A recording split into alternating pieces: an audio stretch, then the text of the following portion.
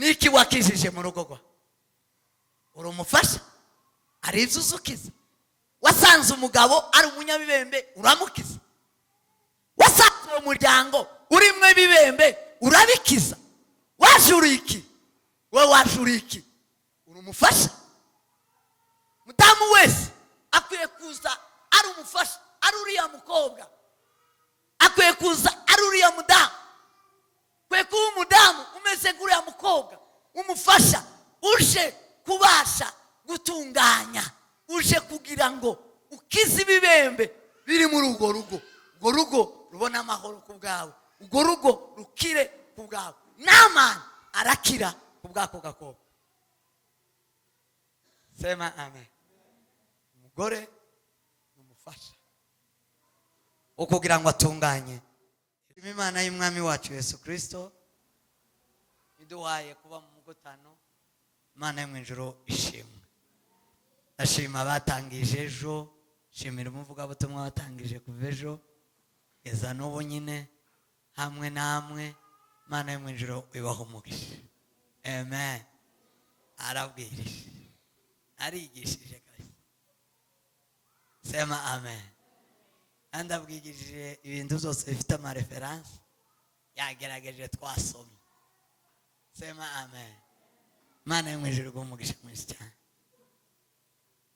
nanje sinja kure yari ya magambo nari nateguye amagambo abiri gusa muri uyu mugotano nateguye ijambo riri muri teme rivuga ngo umugore w'umutima cyangwa se umugore w'umuco mwiza mbabwira umugore icyari cyo ijambo rya kabiri ryari ryo kuvuga ngo ese ni gute umugore yubaka urugo ayo magambo yombi nari mfite kubwiriza cyangwa se kwigisha muri uno mugotano none numvishije uwacu yagumije kuyigisha cyane tibizo ingombwa rero ko nza kubirangiza kuko mwarabitangije rero reka nontroduce gato nitumara dutahe kubera mwatashe mu mawazo ejo tuzokomeza amen amen dusome ijambo ry'Imana mu Migani ibice 12 umurongo wa mbere ariyo teme yanyu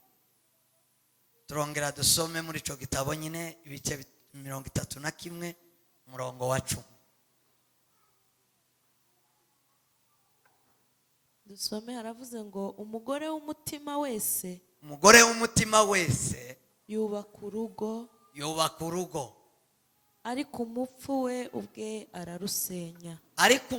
we ubwe arawusenya ni umuvugabutumwa yatangiriye yavuze umugore w'umupfapfa jewe nda umugore w'umupfapfa ndibuvuge cyangwa umunyabwenge none ariko ndababwira icyo bita umugore wavuye mu ijuru umugore w'umutima yubaka urugo ariko umugore w'umupfapfa we aragwisenyera umugore wisenyera urugo komeza 31 umurongo wa 10 geze kuri 31 umugore w'imico myiza ninde wamubona umugore w'imico myiza ninde wamubona arusha cyane rwose Marijani igiciro uwo mugore ararusha cyane Marijani igiciro ararenze n'uw'agaciro karushe Marijani tuzoyivugaho umutima w'umugabo we uhora umwiringira kandi ntazabura mugabo aramwemera mugabo we wamushatse aramwemera kandi ntazabura kunguka kandi uwo mugore ntazabura kunguka ntazaburana n'ubutunzi ntazaburana no kubyara ndaza kunzobabwira imigisha ibonerwa umugore wubaha Imana ntazabura kunguka ntazabura abantu ntazabura ibintu umugore ni uzana ubutunzi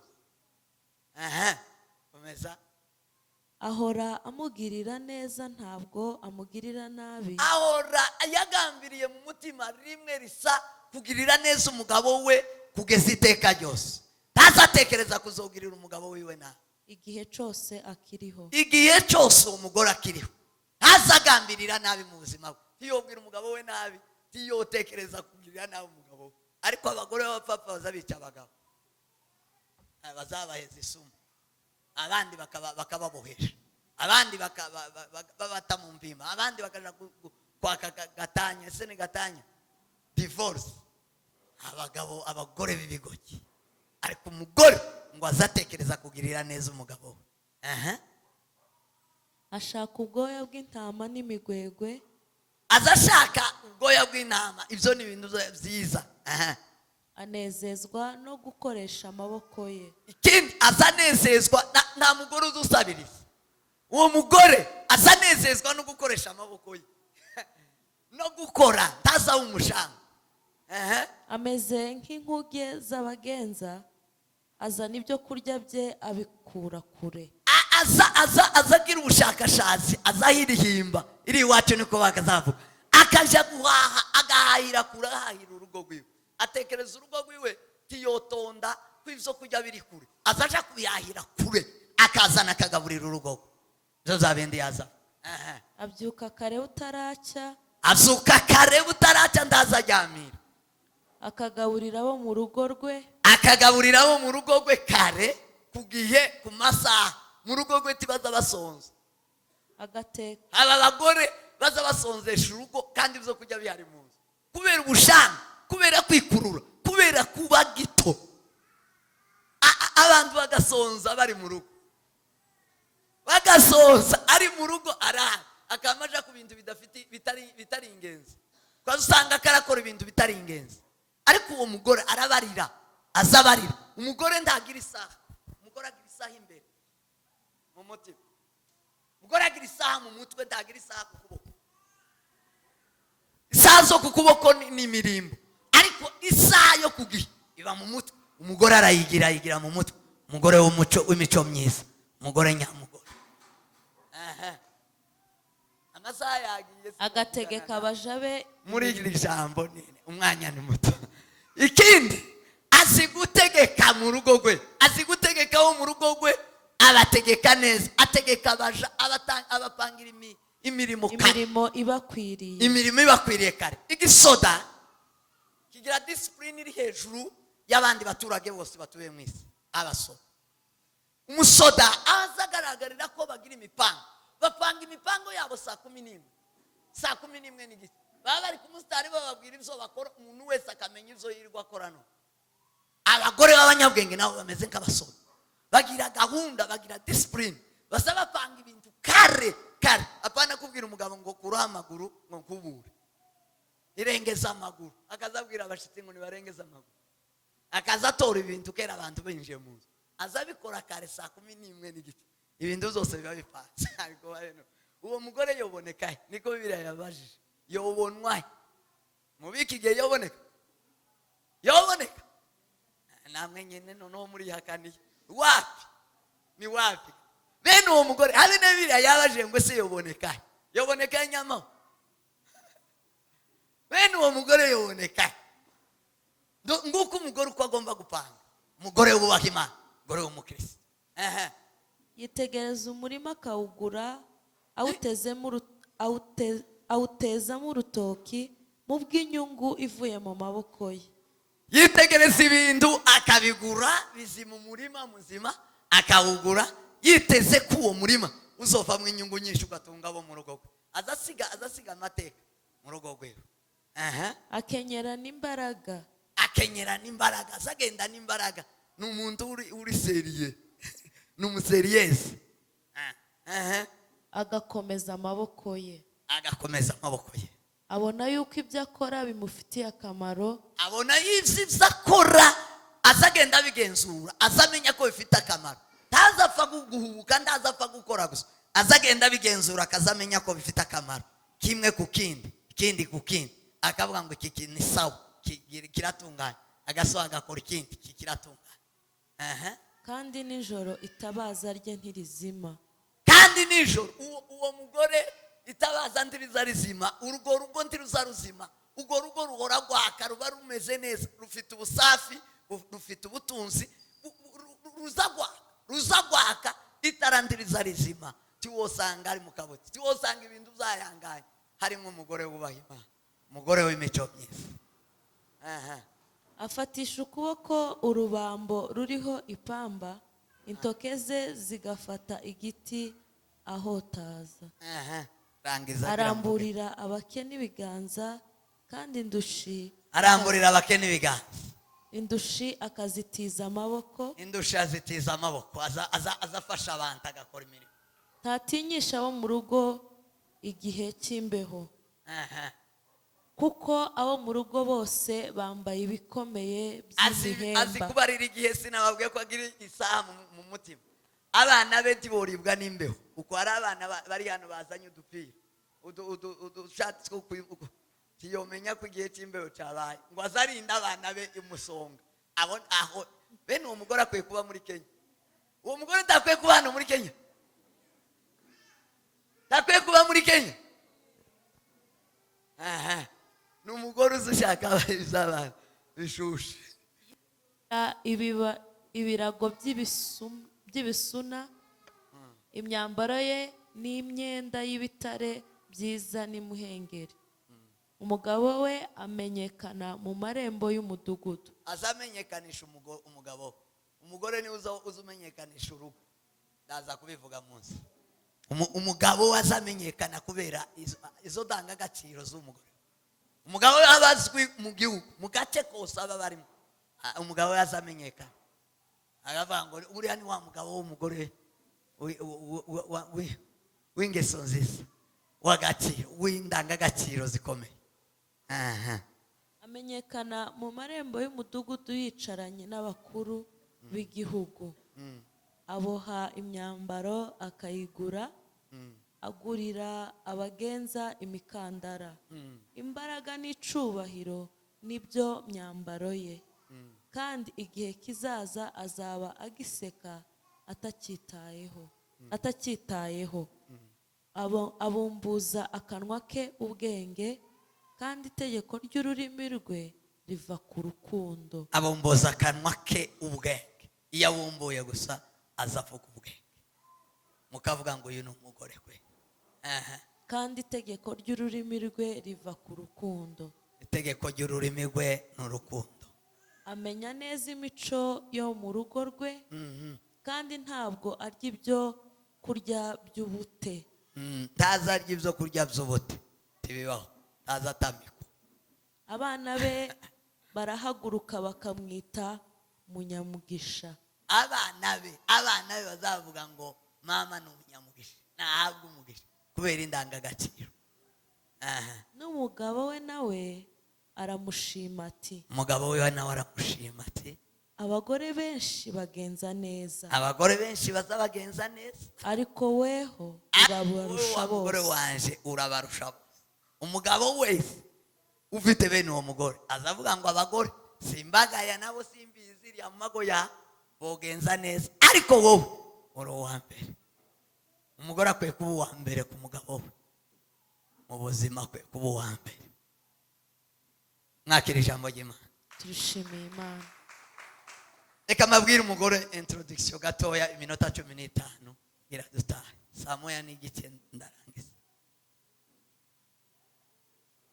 Ayo magambo sinzi nimbona umwanya nzoyiki. Ntawubona mugume musome. Uko ndaho ngibonye kindabona ko ndaho ngibonye. Mukutano waraki. Muzoyasome. Nibyo bite gusa.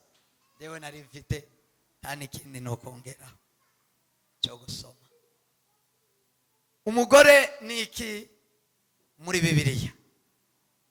Teme yanyu iravuga ngo umugore w'umutima cyangwa umugore w'umugeso w'umuco mwiza wese yubaka urugo.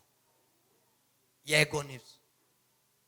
Umugore wese w'umutima yubaka urugo. Umugore wese w'umuco mwiza yubaka urugo. Umugore ni iki? Nico mvuga ubu nyine minota 15. Umugore yavuye he? Umugore yazanywe niki? Nibyo nibuvuge ndangiza. Ibindi tuzobivuga nibyo twasomye. Imana nimba umwanya tuzobivugana. Umugore ni izina ryavuye mu ijuru. Iri zina turisanga mu itangiriro, turisanga henshi muri Bibiliya, uhereye mu itangiriro Bibiliya ivuga umugore, ivuga izina umugore. Izina umugore bisobanurwa ngo ni ikintu cyiza kiruta ibindi byose. Imana yari imaze kurema ibintu byinshi, imaze kubicisha mu maso ya Adamu, imaze kubirema zose. Adamu abyita amazina. Aze kugera ku mugore wari ukuwe muri we, aravuga ngo iki ni ikintu cyiza. Araseka, nicyo yavuze ngo gisa nawe. Aravuga ngo ni akara ko mu mara ye, ni igufwa ryo mu magufwa ye. Niki? Ni akara ko mu mara ye, ni igufwa ryo mu magufwa ye. Azitwa umugore. Sema amen. Kubera ko yavuye mu mugabo. Ni ikintu cyiza kitigeze kiva ahandi. Ibindi byinshi byavuye mu mukungugu, byinshi byavuye mu kuremwa mu bundi buryo. Byinshi ntibinagira n'inkomoko, ntiwo bisanga aho bikomoka. Ariko iwe yahise adetermina, avuga umugore abakomoka, kandi amuvuga ko ari ikintu kirenze inyamaswa zose. Inyamaswa nziza zamuciye mu maso, ibintu byiza byamuciye mu maso, ariko ntacyo yigeze avuga ko gisa nawe, ntacyo yigeze avuga ko cyitwa umugore. Umugore arisa kubera ko ari ikintu cyiza. Sema amen. Sema amen. Uwo ni umugore uva mu ijuru. Uwo ni umugore mu kuremwa ni ikintu cyiza. Cya kabiri, umugore yavuye mu mugabo. Umugore yavuye mu mugabo. Mpamvu yavuye mu mugabo, Imana mu mugambi w'Imana, Imana yaremye umugabo n'umugore, ariko muri gahunda yayo nziza, muri porogaramu ibanza irema umugabo. Maze kurema umugabo, ntiyasubiye ngo ireme umugore ku ruhande. Fata wa mugabo imukuramo umugore kugira ngo basuzuzanye. Sema amen. Kugira ngo ntibakabushane. Ukuvuga ngo niba umugore arimo abushana n'umugabo, ni impamvu za Satani. Umugambi w'Imana, Imana yaremye umugore n'umugabo. Umugore yamukuye mu mugabo kugira ngo buzuzanye, bagire complementarite, bazahuza. Nibo bantu bahuza gusumba abandi, nibo bantu bagomba guhuza gusumba abandi. Sema amen. Gusumba ibindi bintu biratandukanye, ibindi bintu byaremwe gutandukanye. Ariko umugabo n'umugore, umugore yavuye mu mugabo kugira ngo buzuzanye. Afite ibitekerezo by'umugabo, afite amapariti y'umugabo, afite igufwa ry'umugabo, afite amara, inyama zigize umugore n'iz'umugabo. Umugore yavuye mu mugabo. Sema amen. Sema amin. Sema amin. Umugore yavuye umugabo. Umugore yazanywe n'iki? Umugore yazanywe n'ijambo ryanditswe muri Maraki. Imana ibice bibiri. Imana imaze kurema umugabo, ikuyemo umugore, yaramumuhaye ngo babane kugira ngo bororoke. Bibiliya mu itangiriro iravuga ngo umugabo n'umugore bibaha umugisha ngo bororoke babyare. Umugabo wenyine yari afite ubushobozi bwo kuzuza, gusohoza ubumuntu mu buryo bwuzuye ubw'Imana ishaka, ariko imuzanira umugore kugira ngo buzuze ubumuntu, basohoze umugambi w'Imana wo kororoka, babyare bororoke, babyare abahungu n'abakobwa, babyare bororoke bakwire isi. Sema amen. Cyo ni icyambere cyazanye umugore. Umugore yazanywe no kugira ngo mwororoke, mugwire. Nubwo ubu ngubu hariho imigambi mibi ya Satani iri mu bagore n'abagabo, umugore akayoberwa icyatumye aremwa, bigatuma aja muri yo nawe, bigatuma yica, bigatuma atemera kugwiza, atemera kunguka. Sema amen. Sema amin. Umugore nuwo kunguka. Icyo nicyo cyazanye umugore. Turi mu byazanye umugore ku isi. umugore agira amazina menshi aza yitwa. Izina rya kabiri umugore yitwa umufasha.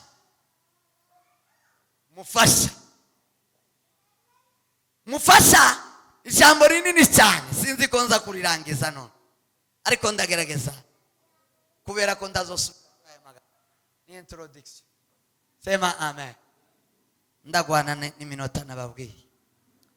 Numufasha. Umugore numufasha ni izina rikomeye cyane muri Bibiliya. Turisanga muri Bibiliya kenshi. Umugore yitiranwa n'umwuka wera. Imirimo y'umwuka wera umugore wubaha Imana arayigira yose. Imirimo y'umwuka wera ku itorero umugore wubaha Imana arayigira mu rugo, arayigira mu isi. Umufasha ni iki?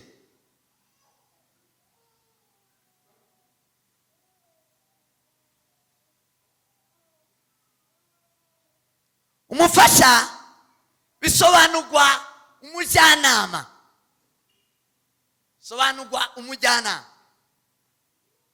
Umugore ni umujyanama w'urugo rwe, ni umujyanama w'umugabo we, ni umujyanama w'urwo rugo. Umugore ni umufasha, umujyanama uzana ufite byinshi yongererwa, yafasha wa mugabo mu mugambi w'Imana wo kubasha kugira ngo bororoke, bagwire, bagire urugo, bagire umuryango. Umugore ni uzuza kwagura umuryango, afite ubwenge bwinshi, afite ibitekerezo byinshi, afite uburyo bwinshi, afite gupanga gahunda uburyo uyu muryango wororoka. Sema amen. Twese cyubahiro. Umuntu uzuca umuryango ni umugore. Umugabo ndazaca umuryango. Uzuca umuryango ni umugore. Umugore ni uzuca umuryango. Kubera iki? Tiyabaye umufasha. Kubera ko atabaye umujyanama, ntabwo yigeze atekereza ko aje kungura uyu muryango. Ntabwo yigeze atekereza ko azanye inama zagura uyu muryango, zitekanisha uyu muryango ukaba perfect, ukaba mwiza, ukaba uwa mbere. Sema amen. Sema amen. Umugore ni umujyanama. Mwuka wera w'Imana muri Yohana ibice 14 umurongo wa 16 zabaha umufasha, ariyo mwuka we azababera umujyanama. Azaba umujyanama. Umudamu ni umujyanama w'umuryango, ni umujyanama w'urugo rwe. Cya kabiri, mudamu ni umufasha ngo kuko ngo ari umuvugizi. Mudamu ni umuvugizi w'umuryango. Aho umudamu w'umunyabwenge, umudamu wavuye mu ijuru ari, umugabo wiwe aramenyekana, urwo rugo ruramenyekana kubera umudamu. Mudamu ni umuvugizi w'urugo. Umugore wubaha Imana, umugore wavuye mu ijuru, umugore Imana yatanze, umugore wahishuriwe, Adamu yahishuriwe n'Imana akamubona, ni umugore witwa umuvugizi. Umugore ni umuvugizi w'urugo rwe, umuryango. Cyo gituma azavuga ngo urugo rubaye. Urugo ni urw'umugore, urugo si urw'umugabo. Urugo ni urw'umugore, umugore ni umuvugizi. Umuvugizi ni iki? Umuvugizi ni umurengezi. Umuvugizi ni umurengezi. Umugore ni uzurengera urugo. Bavuye kutubwira Abigayili. Abigayili yarengeye urugo rwiwe. Abigayili arenganura urugo. Urugo rwiwe tigwicwa, ntigwabwirwamo n'ibyago. Umugore gito asasa n'ibyago mu rugo. Umugore gito asasa n'ibibazo. Umugore gito asasana urugo gusenywa rugashira. Ariko umugore wavuye mu ijuru, umugore Bibiliya ivuga w'umufasha, ni umuvugizi, ni umurengezi, azarengera urugo rwe. Umurengezi akwiye kugira ikintu kimuranga. Umurengezi wese aho ava akagera agomba kuba umukiranutsi. Umurengezi akwiye kuba umukiranutsi. Umurengezi asaba umukiranutsi, asaba umuntu uzi amategeko. Nicyo gituma umuntu wese w'umuvugizi w'abavoka biga amategeko, baba bazi amategeko, ntibashobora guhonyora amategeko, bafite kuri yandi bohonyora amategeko. Agomba kuba ari perfect, ari umuntu ukiranuka. Umukiranutsi niwe uzurengera. Nta mudamu wemerewe kumupagana, nino gusaba abaye abapagana. Umugore wavuye mu ijuru, umugore wanditse muri Bibiliya, tasaba umupagana, kuko ni umurengezi uzorengera urugo. Kandi umurengezi akwiye kuba umukiranutsi. Sema amen, sema amen.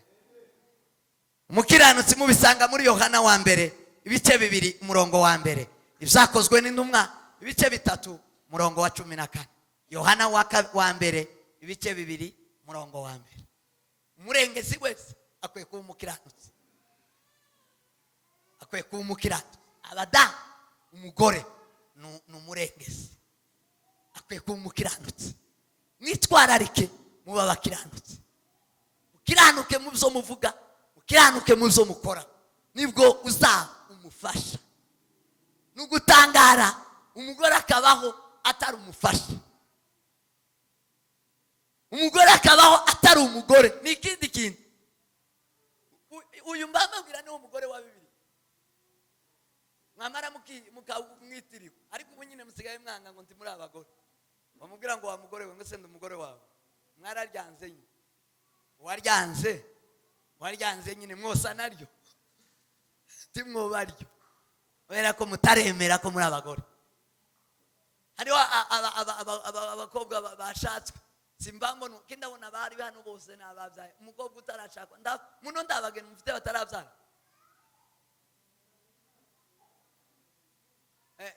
yaje muka evangeliste mani mumugisha. Abandi bari tibaremera ko ari abagore, tibarumva ko ari abagore. Yo bikintu cyiza gute atarumva ko ari umugore? Yo umufasha gute atarumva ko ari umugore? Ntabwo anahiga n'iri jambo ngo aritekereze. Mbere yuko mushakwa mwakagombye kumenya ngo ese umugore niki. Mbere yuko mushaka mwakagombye kumenya ngo ese umugore yavuye he. Mbere yuko mushaka mwakagombye kumenya ngo ese umufasha niki. Ukamenya ibyo ugiye gukora, ukamenya n'ibyo uri byo. Weze ese cyubahiro. Sema amen. Mani baho umugisha mwinshi, mani bagire neza. Umufasha ni umurengezi, umuvugizi ni umurengezi. Sema amen. Ni umurengezi. Bibiliya izitubwira umwana mu bami ba kabiri ibice 5 umurongo wa mbere kugeza ku wa 3, azatubwira inkuru za Namani. Namani yari umugaba w'ingabo kandi ngo w'intwari, ngo wayeshaga Abisiriya kunesha, ariko ngo akaba umubembe, akagira agasoro, akagira ibibebe. Yarazi kubihisha, ntibyari bizwi, kandi agakora. Ariko mu munsi umwe banyaga umuyuda, anyaga agakobwa k'umuyuda. Ngo agakobwa k'umuyuda ngo karaza, bakazana ari umuja, ari umukozi wo kubakorera, ngo bamushyira mu rugo. Bamushyize mu rugo, ngo umukobwa aramwitegereza. Yitegereje Namani, igihugu cyose kitabonye kimwitegereje, aravuga ngo Namani ni umubebe, Namani afite ikibazo. Kandi Namani yoje iwacu yokira. Ngo yegera nyirabuja, aramubwira ngo databuja, iwacu hariho umukozi w'Imana. Databuja namubonanye ibibembe, yoje iwacu yokira, aramufasha. Uwo ni umukobwa, ni igitsina gore, ahinduka umufasha. Bibiri zivuga ngo izimwita umwuka wera, izimwita umwuka wera ni umufasha. Yari umukobwa. Ngo Namani umugore wiwe abwira Namani ngo arahaguruka agenda muri Israeli mu Bayuda, asanga Elisa. Elisa aramukiza, amukiza ibibembe. niki wakijije mu rugo rwa uri umufasha ari ibyo uzukiza wasanze umugabo ari umunyabibembe uramukiza wasanze uwo muryango urimo ibibembe urabikiza wajuriye iki we wajuriye iki uri umufasha mudamu wese akwiye kuza ari umufasha ari uriya mukobwa akwiye kuza ari uriya mudamu kwe kuba umudamu umeze nk'uriya mukobwa umufasha uje kubasha gutunganya uje kugira ngo ukize ibibembe biri muri urwo rugo urwo rugo rubona amahoro ku bwawe urwo rugo rukire ku bwawe Naamani arakira ku bwako gakobwa sema amen umugore n'umufasha wo kugira ngo atunganye kindi umugore n'umufasha w'ukuri mudamu n'umufasha w'ukuri ahenshi baracyabigira bazi ko umunyakuri ari mudamu ntibazi ko yogira ibisasu mudamu ntibazi ko yokwicana mudamu ndaza kengwa cyangwa bamukenga kenshi kubera iki azwiho ukuri kubera ko ari umufasha ni umunyakuri mugereranwa n'umwuka wera umwuka w'ukuri Yohana ibice 14 umurongo wa 17 umugore mwiza w'Imana umugore wavuye mu ijuru umugore wo gukiza wo gufasha umuryango wo gukiza bo mu rugo rwe abavyaye bakaba bakomeye bakaba bahanga bakaba abana bashobora kuvuga ngo twagize umuvyeyi w'umugisha n'umudamu ubasha kuvuga ukuri umunyakuri ntazabesha mu buzima abesha avuga ukuri sema amen sema amen wanasifiwe sana umugore utabeshya kindi aravuga ngo n'umufasha iryo zina umufasha n'umwigisha w'urugo rwiwe mudamu n'umwarimu umugore wese yavukanye ubwarimu umukobwa wese igitsina gore cyavukanye ubwarimu n'umwarimu w'urugo rwiwe yigisha urugo rwiwe imigani igice cya 6 umurongo wa 20 amen ko muranyumva ariko imigani igice cya 6 umurongo wa 20 Bibiliya iravuga mwana wanje komeza icyo so yagutegetse kandi we kureka icyo nyoko yakwigishije ukuvuga ngo umudamu n'umwigisha w'abana be ni mwarimu w'abana be nubona abana gito uzorebe kuri nyina cyo gituma umugabo kenshi timuza mwumva ko tuvuga ngo uyu mwana ni wa nyina uba gito n'ubwa nyina ni bibiri ni biburike ko musetse umwana naba gito ni nyina uba gito bw'umwana bwose ni nyina twebwe tacyo tugira cyane takibazo muzamubabwira umwana naba gito uzuvuga ngo uyu ni wa nyina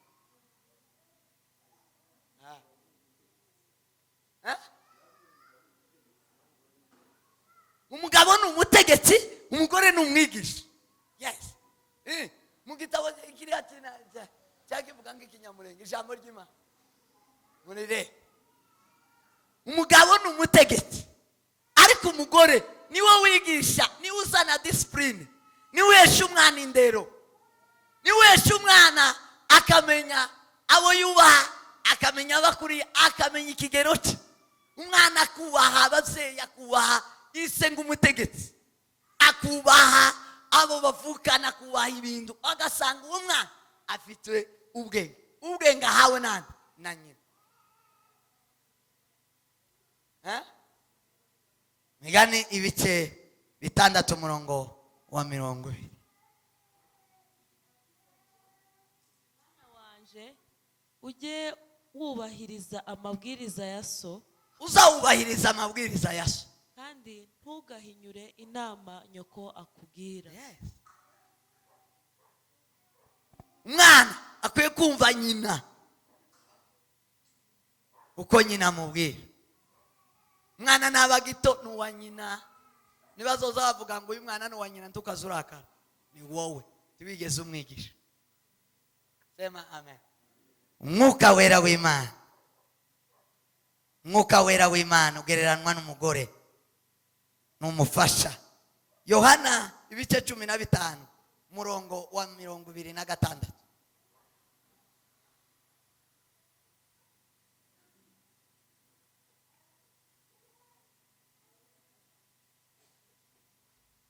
cumi na kane 26.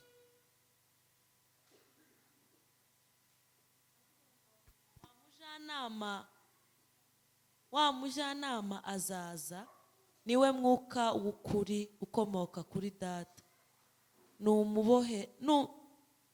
Nimuboherereza muhawe na data, azaba umugabo wo guhanya ibyanje. Amen. 14:26. hano haravuze ngo umufasha ari we mwuka wera. wasomye we 15:26. umufasha ari we mwuka wera, uwo data azatuma mu izina ryanjye, niwe uzabigisha byose, abibutsa ibyo nababwiye byose. ni ukuvuga ngo umudamu niwe uza wigisha umuryango we, akibutsa abana ibyo azategeka. Sema amen. Sema amen. umudamu ni umufasha, agereranwa n'umwuka we ko yigisha. aza yigisha, agatoza abana, agatoza abo mu rugo rwe kubaha Imana, akabatoza indero nziza, akigisha. umwigisha. hari abadamu benshi batigisha, babayeho gusa gutyo. ntabwo uri umufasha muzukuri, nduri mu izina ryawe, ntabwo usetinze, ntabwo wuzuzanya n'izina ryawe. umudamu wese wubaha Imana akwiye kuba umufasha, kandi umufasha ni uwigisha. mwigisha mubibutse n'ibyo ibyo ari byose avuga cyangwa ibyo ategeka, ibiriho mubibutse, muhabwire ngo ibi muzobyubahe. Sema amen.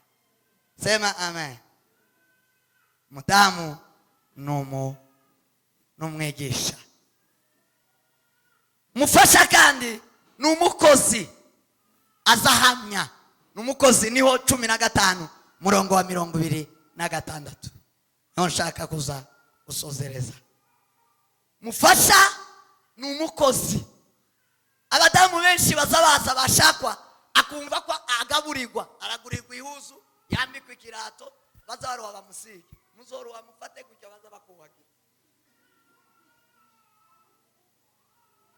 ntabwo umudamu azashakwa ngo abe umwana, ni umukozi. bwira mugenzi wawe ngo uri umukozi. muri abakozi. Sema amen. Sema amen. Bwana sifiwe, Bwana sifiwe. abemera ko ari abakozi bazamura amaboko. abemera ko ari abakozi bazamura amaboko. Yes. Mani bawumugisha. abatemera ni ubupapa. uriya bari ubupapa. umudamu ni uwo kuza gukora, aratekereza agakora, azana imishinga. n'umunyamishinga aza guhamya neza ko uru rugo ruzahakikishwa, azahakikisha ko rubonye ibyo kurya, ruriye kandi rwambaye, rutunganye. nta muntu uzuhamya icyo adakora, nta muntu uzuhamya icyo atarimo. ndamu ni umuhamya w'urwo rugo, akazavuga ngo uru ni urugo rwanje. ni urugo rwawe gute? ntacyo urakora na kimwe. ni urugo rwawe gute? ntacyo uratekereza, nta mushinga n'umwe urazana. turi umufasha. wowe uri ikigoro, uri umwana waje kuregwa, wavuye iwanyu ngo umugabo wawe aza kurera. uko muri abana baje kuregwa, abenshi si abagore, ni abaje kuregwa. iri iwanyu baragukuse, urabakuta, umara uraza ku mugabo, umugabo namara kurera akomereze asubira rero. Abagore benshi n'abana mu rugo sabafasha, sabakozi n'abana, nta gitekerezo na kimwe arazana ngo gifawuru gitanga umusaruro mu rugo, nta poroje arazana ngo ifawuru itanga umusaruro mu rugo irera abana ifasha umugabo. Ntacyo. Uwo si umufasha, uwo ni umwana, uwo ni umurezi. Bamwe babaye nk'imfubyi. Abarezi ubundi turera imfubyi, none mwebwe muri imfubyi gute? Turera abantu badafite iwabo, abantu bari mu ibarabara. Mwabaye abantu bo mu muhanda, ngaho umugabo yeguye mu ruho, yatoye umuntu uri ku muhanda, ariko umudamu ni umukozi. Sema amen, sema amen. Umudamu ni umukozi ukorera urugo rwiwe. Definition ndangiza, kubera ko nahinye ndangize iki gice, natengeje ya minota. Umugore ni ikintu cyiza. Umugore ni umuntu w'ingeso nziza. Umugore ni ikintu, yo ni ijyambere kandi cyiza kirenze ibindi bintu byose. Icya kabiri, umugore ni umuntu, nta wundi ufite ibyo bintu bibiri. Umugore ni ikintu, umugore ni babwira igituma aba ikintu. Bicura ko kabanga, muzi ko muri ikintu umwanya ni muto. Sobanura urukundo muri ikintu. Umugabo si ikintu, ariko ni umuntu. Mwebwe muri ikintu kandi mukaba n'abantu. Kubera umwanya reka ngireke, nimugishaka muzokibabwirira. Umugore ni ikintu cyiza. Icya kabiri, umugore ni ingeso nziza, ni umuntu w'ingeso nziza. Umudamu akwiye kuba umuntu w'ingeso nziza, ufite karagita nziza gusa. Ndagomba kwagukaho n'ingeso mbi. Umudamu wese wavuye mu ijuru Imana yatanze kugira ngo abe umufasha, abe umudamu, ni umuntu w'ingeso nziza. Kindi kandi muri iyo definition, umudamu ni umuntu wubaha Imana, ni umuntu woherejwe n'Imana ngo aje gufasha umuntu. Umwuka wera woherejwe na Yesu Kristo kandi wubaha Kristo. Umudamu wese ni uwo kubaha Imana kuko yoherejwe n'Imana ngo aje gufasha umuntu, aje gufasha umugabo. Mwaroherejwe nk'umwuka wera ubwo Yesu Kristo yawohererezaga itorero. Nawe mwaje mwoherejwe n'Imana, mugomba kubaha Imana. Sema amen, sema amen. Umugore ngo agereranwa,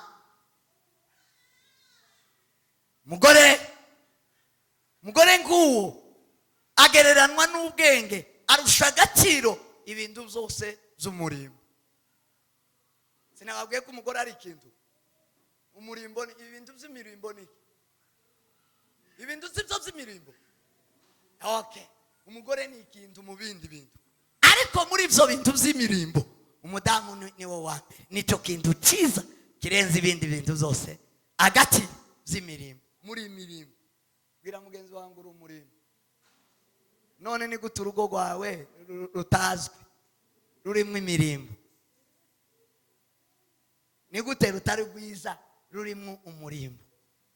Ni gute rudasa neza, rurimo umurimbo? Mudamu agereranwa n'ubwenge, akarusha agaciro imirimbo yose ibaho, akarusha agaciro ikintu cyose, ibintu byose by'umurimbo. Bivuga ngo umudamu ni umurimbo, ari hejuru ya byose. Ikindi kandi umudamu ni ubwenge. Nubona umudamu uzobona ubwenge. Umudamu abo nibo bavuye mu ijuru. Mwakira ijambo ry'Imana. Imana ibafashe, Imana ibahe umugisha.